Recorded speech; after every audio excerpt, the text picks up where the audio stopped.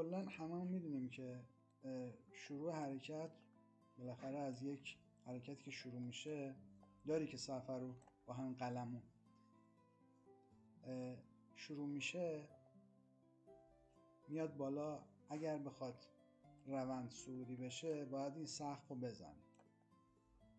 شرط اول اینه که یه حرکت اول یک های لوی بالاتر از لوی قبلی باشه و شرط دومش اینه که سقفی که ایجاد شده اونو بزنه. اینو ما میگیم یک حرکت در واقع صعودی. اینجوری حسابش کنیم که میشه براش یه خط روند بکشیم که این میاد حالا به هر اندازه که بخواد بیاد یکم حالا یه اصلاح میکنه، دوباره برمیگرده و دوباره اصلاح میکنه، برمیگرده. و یه مسئله که هست میخواستم حالا اینجا بگم، من غیر از این که خط روندی رو که حالا میکشیم که اگه خط روند صعودی باشه زیر قیمت هست، یه چیز داریم به نام سقف به کف و خیلی مهمه، خیلی خیلی مهمه. یعنی شاید اندازه همون خط روند مهم باشه. سقف به کف این در واقع سقف رو به کفای قبلی کفای بعدی وصل میکنیم وقتی پیش اومده. ببین حالا نمیخوام بگم خیلی دقیق میشه ولی خیلی مهمه. چرا مهمه؟ چون دقیقا اینا هم باید شکسته بشه که این روندی که ما حالا درباره‌اش صحبت میکنیم احتمالی که بشکنه، اینا هم باید شکسته بشه و اینا هم خودش یک حمایت یا مقاومت محسوب میشه در واقع. و همیشه توی تایمای بالا با اون نویزهای کوچیک رو ما دیگه نمیگیریم و وارد تایمای پایین که میشیم اون نویزها رو میتونیم بگیریم. حالا من با این برنامه خودش برنامه متا تریدر اینو خط روندش رو میکشم. حالا من خیلی جا خونده بودم یا دیده بودم میگفتن آره از شادو نمیخواد، نمیدونم از بدنه بگیرید. من شادو رو خیلی بهش، حالا اینجا میرسیم توی یه قسمتی بالا که همین امروز و دیروز پیش اومده و چقدر شادو خیلی اهمیت پیدا کرده. حالا میرسم بهش که اونجا هم نشونت میدم. خب بعد از اینکه ما این خط روند رو میکشیم یه چیز داریم به نام خط روند باد بزنیم. حالا اگر تو این منطقه هنوز لایت مثلا اینجا باشه، تو این قسمت ما میایم خط روند رو از اینجا میکشیم. حالا میتونه مثلا اگر حالا من گفتم روی شادو باشه شاید بهتر باشه، چون توی تایمای پایین تر خود این یک روندهای به خصوص خودشو داره، یعنی میتونه رو همین باشه. و باز از اینجا هم دوباره میتونیم یک باد بزنی بکشیم. حالا چرا این فلسفهش چیه؟ ببین وقتی که ما روند کلی رو از این قسمت حساب میکنیم، رنگش عوض کنم، از اینجا حساب میکنیم، وقتی میام جلوتر خود این میشه یک شروع یک روند دوباره و دوباره اینم باز میشه شروع یک روند. یعنی اگر اون خط روندهای پایین رو نبینیم خود این یک رونده و به خاطر همینم اینو میکشیم و کلا بهش میگیم خط روند باد بزنیم. حالا تو پرایس اکشنی که من کار میکنم، اینو بگم یادم رفت، خط روندی که شکسته میشه و برمیگرده این دیگه کارش تموم شده و میتونه حذفش کنه. اینو در جریان باشه. یعنی برمیگرده منظور که بهش قیمت یه عکس العملی نشون داده. مثلا اینجا رو ببینیم شکوندتش برگشته، حالا ممکنه بهش برسه ممکنه بهش نرسه و اومده پایین و به خط روند بعدی رسیده، این یکی دیگه کارش تمامه، یعنی میتونیم اینو حذفش کنیم. ولی این هنوز ممکنه که این به خط روند برسه، این هنوز کارش داریم. حالا سیستمی که من دارم کار میکنم و حرکت قیمت رو تو پرایس اکشنی که به نام فرکتالی هست، من اینجوری میخوام بگم خدمتتون. ببینید داخل این قیمت، داخل این کندل، این یک کندل 4 ساعت است در واقع. میبینیم که اومده پایین رفته بالا، اینم 4 ساعته که هنوز 2 ساعت و 12 دقیقه ازش مونده. من اینو میخوام بگم، داخل این کندل داره بی نهایت کندل همزمان با این داره حرکت میکنه. که میگم بی نهایت، ما تو 1 دقیقه شو فقط داریم، زیر 1 دقیقه رو با متا تریدر نداریم. حالا با سی تریدر شاید بشه تا چند ثانیه هم رفت پایین، ولی بالاخره ثانیه ها هم کسرهایی دارن، 100م 1000م، برای این گفتم بی نهایت. و این جمله اصلشه که همه تو در تو با هم داره حرکت میکنه. اکثر اشخاصی که پرایس اکشن رو یاد میگیرن اینجوری تو ذهنشونه که مثلا فرض کنید اول از روزانه شروع میشه، حرکت میکنه، بعدش مثلا 4 ساعته حرکت میکنه، بعد 1 ساعته همجور میاد پایین، در صورتی که اینا تو در تو با هم دارن حرکت میکنن. این خیلی خیلی مهمه و ممکنه که شما 4 ساعته که اینجا این کندل رو داریم به صورت حالا قرمز هست و به فرض داره میاد پایین و نزولیه، ممکنه تو کل 15 دقیقه یک حرکت صعودی باشه که الان هم هست. یعنی تا نیاد اینجا رو نشکونه، یک کندلی اینجا تثبیت بده، این روند نزولی نمیشه. ولی تو 4 ساعته میبینیم این نزولیه. متوجه شد اینجا رو؟ حالا ما از همین روش آره دقیقا دوتاش به هم وصله. و چیزی که جالب هست، ما میایم تو این روش که حالا روش پترن 1 2 3 هست، میایم وقتی که یک حمایت مقاومت شکسته میشه، فرقی هم نمیکنه که استاتیک باشه یا داینامیک باشه. اینجا رو گفتم اون وقتی ها. ببین چقدر دقیق خورده به این. حالا دقیق که میگم یه نوکی زده، ولی من از شادو گرفتم و این خیلی جالبه که اگه میخواستم و از این میخواستم اینجوری بگیرم، شاید اینجا استاپ میخوردم. چرا؟ چون که این میومد اینجا رو میشکست، تثبیتم داده و اینجا سل میگرفتم و برمیگشت استاپ رو میزد. ولی اگه شما بیاین تو تایم بالا خط روند رو روی شادوها بکشین، این مشکل تا حد زیادی حل میشه. حالا اینو میخواستم بگم، وقتی که این حرکت انجام میشه میاد بالا و اینجا تثبیت میشه، این خودش یک حرکت پرایس اکشنه که چی؟ که میاد یک منطقه رو میشکنه،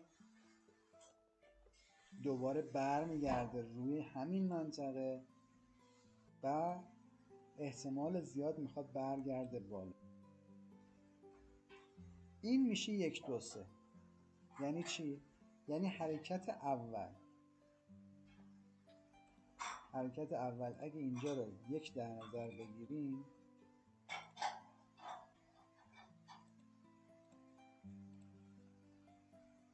اینجا میشه 2، برگشتش میشه 3.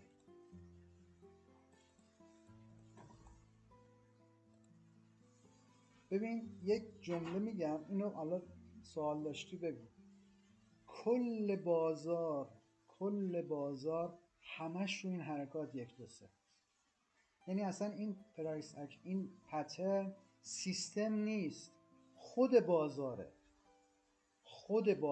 یعنی چیزی نیست که شما بگی این چون من این سیستمم من اینجوریه پترن 1 2 3. نه، این خود بازاره.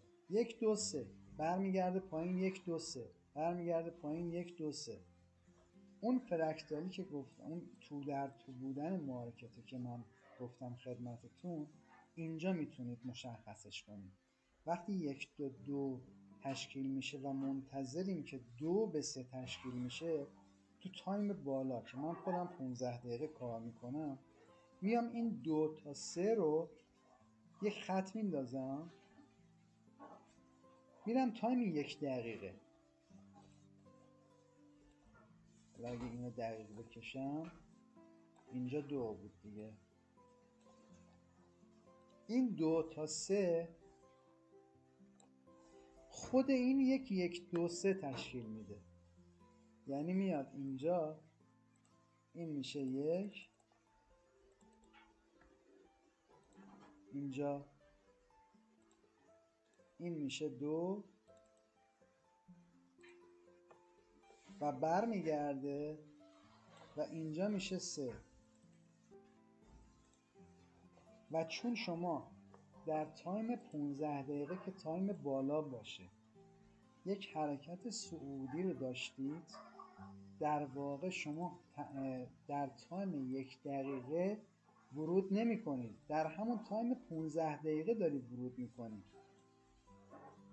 و چون میدونی این به طرف بالا میره، تو قسمت 3 میتونی به راحتی وارد بشی و این سود رو مثلا از اینجا تا اینجا بگیری که میتونی مثلا اولین سقفی که اینجا هست میتونه تیپی اول باشه و مطمئنا این برخورد میکنه. چرا؟ چون تایم بالا داره بهت میگه که این یک روند صعودی بوده و این خیلی مهمه، خیلی عالی کار میکنه.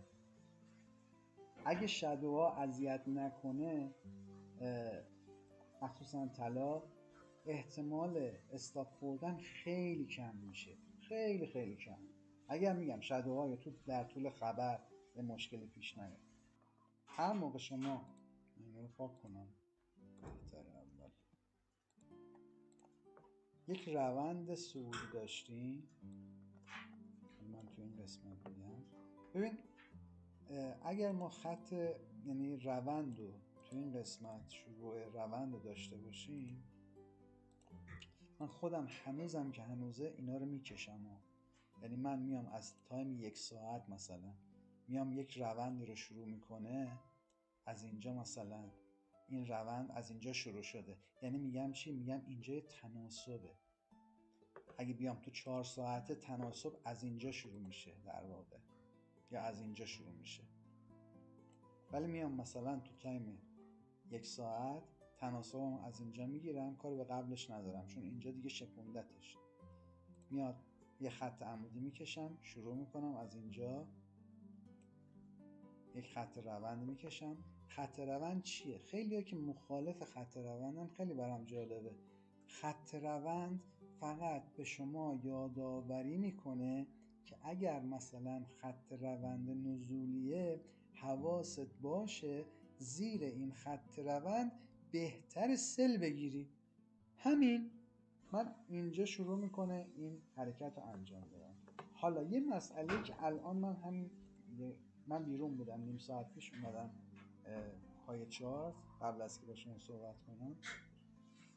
ببینید ما توی اسمارت مانی یه چیزی داریم به نام منشأ حرکت. منشأ حرکتی که مثلا توی این حرکت نزولی اومده این کف رو زده، این کف زده شد برگشته، این کف بعدی که رسمش کنیم هنوز زده نشده. این خیلی مهمه ها. پس این نمیتونه منشأ حرکت باشه. حالا منشأ حرکت به چه دردی میخوره؟ به درد اینی میخوره که اگر اینجا شکسته بشه روند صعودی میشه، اینجا هم بیاد هنوز تو این منطقه در واقع یه جورایی رنجه. حالا میتونیم از این تناسب پایین، شما حالا سل زدی، از این تناسب حالا تو 5 دقیقه میشه بهتر مشخص شد. اگر ما آخرین کف رو در نظر بگیریم، منشأ حرکتش این میشه. اگه بیاد اینجا اینو بزنه، یک حرکت نزولی تشکیل میشه، احتمال زیاد برمیگرده. البته طلا میدونی که یک دفعه یک کله میاد پایین، برمیگرده. همیشه برگشتا، من سعی میکنم تو برگشتا بگیرم این حرکت ها، یعنی نقطه 3 معمولا، چون این خودش میشه 1، این میشه اینجا میشه 2، برگشتش این میشه 3. ببین الان دوباره برمیگرده بالا. همیشه یاد باشه وقتی این حرکت 1 تا 2 تشکیل میشه، من اینو بیارم، ببین وقتی برمیگرده فرض میکنیم که اینجا مثلا شکسته شده، که بریم بالاتر شاید، حالا اینجا بهتره چون این بهتره شکسته بشه. همیشه 50% خیلی مهمه. این 50% اصلا عجیب کار میکنه تو این سیستم، خیلی عجیبه ها. یعنی من تو تمام حرکت‌های مثلا طلا ببینم 50% خیلی خوب کار میکنه. ببین این حرکت لگ صعودی 50%ش دقیقا اینه، خودش میذاره. ببین چقدر واکنش قشنگ نشون میده. اینجا یه تیکه رفته پایین، ولی روی 50% خیلی خوب کار میکنه. عجیبه، واقعا برای من عجیبه. حالا این حرکت اگر شما بتونی توی نقطه 3 برای برگشت وارد شی، یعنی مطمئن باشه که این مثلا نزولیه، بهترین ریسک به ریوارد و بهترین وین ریت رو میتونی بگیری، که حالا استاپت هم خیلی میتونه کوچیک باشه و میتونی درصد بگیری. ببین من یک چیزی رو حالا به چند نفرم گفتم، زیاد خوششون نیومد، حالا نمیدونم حالا نظر شما چیه. من اصلا کاری به پیپ ندارم، اصلا من درصد نگاه میکنم. مگه نه اینه که پراپ شما باید یه درادان داشته باشی، درادان درصده، از این درصد نباید بیشتر باشه. خب ما چرا رو درصد کار نکنیم؟ ببین وقتی که من مطمئن که میگم بالای 90%، مطمئنم مثلا فرض کن از این تناسب، این یک روند نزولیه دیگه، نه صعودیه، منظورت میکنم، اینجا یک حرکت صعودی تشکیل شد. وقتی اینجا شما حرکت میکنی، اینجا چون اینجا اول میکشیم، این اون بحثی که بود همیشه داشتیم با هم که اگر هنوز تشکیل نشده، این خط روندی که کشیدیم اگر اومد اینو نزد، این خط روند باید آپدیت بشه و بیاد اینجا. و این دقیقا همون شادویی که گفتم بازم که خیلی مهم بود. ببین اول ما مثلا میام اینجا اینو میکشیم، میگیم حالا نرماله، اینجا باشه مثلا میاد پایین چون این نزده میاد پایین، ولی دقیقا اگه از همون اول رو شادو میکشیدیم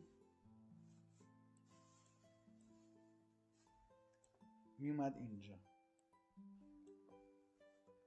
وقتی اینجا رو میکشی اینجا میاد، میتونیم بعدی رو روی این بکشیم، میشه یک خط روند باد بزنیم.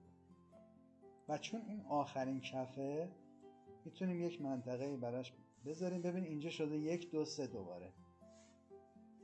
وقتی این زده شد و چون این آخرین کف بوده، اینو دیگه کارش نداریم، این 1 2 3 هست، شما میتونی اینجا رو مثلا بذاری استاپ.